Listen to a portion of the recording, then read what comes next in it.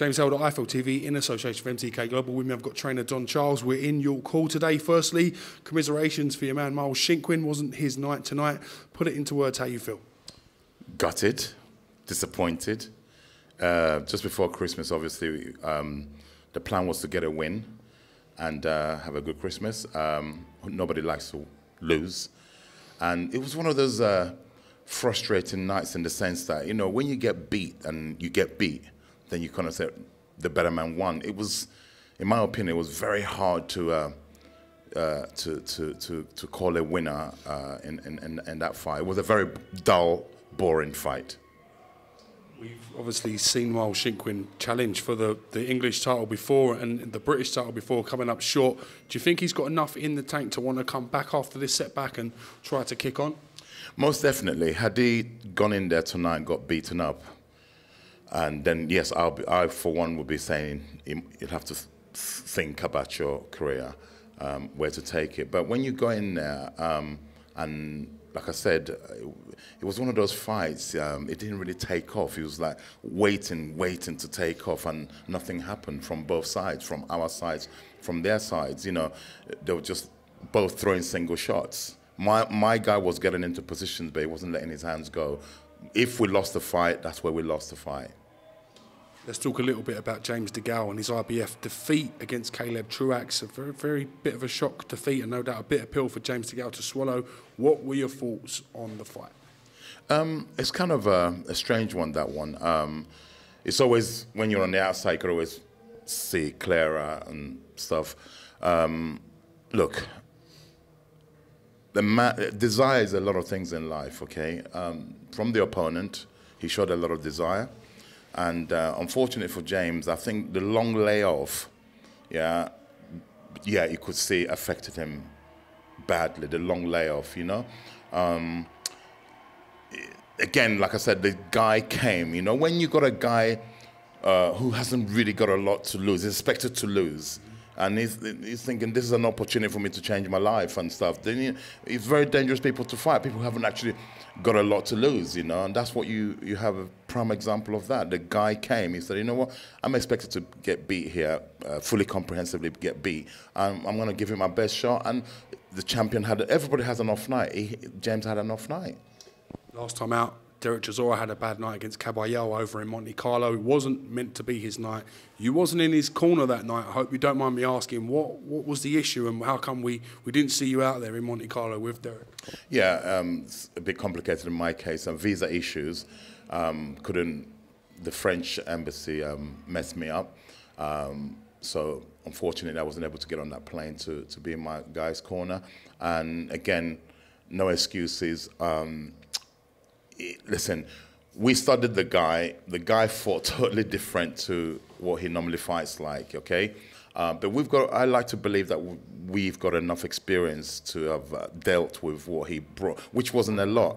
No disrespect to him, he didn't really bring a lot. Again, it was similar to the fight tonight with Miles and Jake, you know. It didn't really catch fire, you know. We wanted to engage, the guy didn't want to engage, but we know how to deal with those sort of situations. Again, we lost the fight. The guy didn't win the fight. We lost the fight.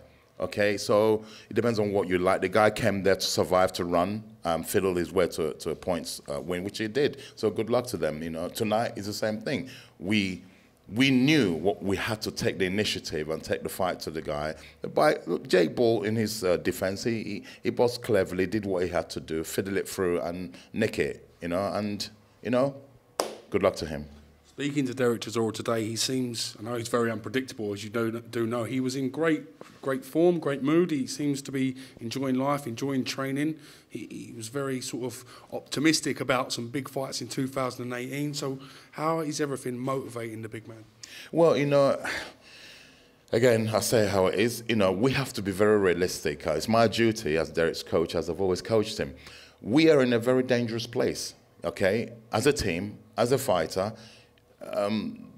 The next fight, every fight is always the most important fight of a boxer's career, okay? You know, make no mistake about it, we have to get serious here. We have to start winning some fights, yeah? Are we good enough? Yes, we are. We have to win fights. And we can't let something like what happened in Monte Carlo happen, because it shouldn't happen at this level. We've got enough experience to go and if the guy is running, we had enough time to adjust and stop him from running. We have sparring partners that run. We know what to do. Cut the ring off and take the fight to them. Unfortunately, Caballero was able to fiddle his way through to a points victory. Thoughts on Tyson Fury's return, potentially 2018? I know you've been in opposite corner with him, with Derek Chisora twice, I do believe. Was that right? Twice? Yeah. You was with him the second time, wasn't you? I was. Twice. Yeah. Thoughts on his return? Good for boxing, bad for boxing? No. Come on. I've always been very pro that. And it's, you know, the main thing for me, the biggest thing that was achieved here is that at one point, Tyson was not in a good place mentally, okay? To the degree, I was actually concerned that this kid could do something to himself, yeah? So that's a massive victory. The fact, never mind boxing for a minute, the fact that he, you know, it's very, very fine line from falling to the other side to the living side, okay? He was able to get his sanity back, okay? Whether he never boxed again, who cares? But the fact is, there's a double win here. Not only has he come out on the other side, where he's still got his sanity, he's actually going to participate in the art of boxing, which is, like I said, is a big bonus. Yeah, I'm a fan, and I'm grateful that for the industry, for the sports, for the boxing industry, I'm sure everybody, if they're honest, is glad to have him back. Don Charles, I wish you the best for Christmas and New Year. You and your younger stepson, Derek Chisora, thank you very much for talking to IFL TV. And to you and your family and to all the IFL London listeners, I told these guys, Kugan Cassius and James Elder, when they first started, that because of the work ethic that you guys put in, yeah, it pays dividends. It's not easy. To all the people who have just started, you too can do it. These guys, I'll be a first witness, the amount of hours and sacrifices they've had to make to get here. When you look at it from the outside, you think, oh, I can do that. It's not easy, but it doesn't mean you can't. Persevere, push, and you can be IFL. Don Charles, thank you very much, and Merry Christmas to you. Merry Christmas to everybody, and to you and your family, and to all of you out there. Happy New Year in advance.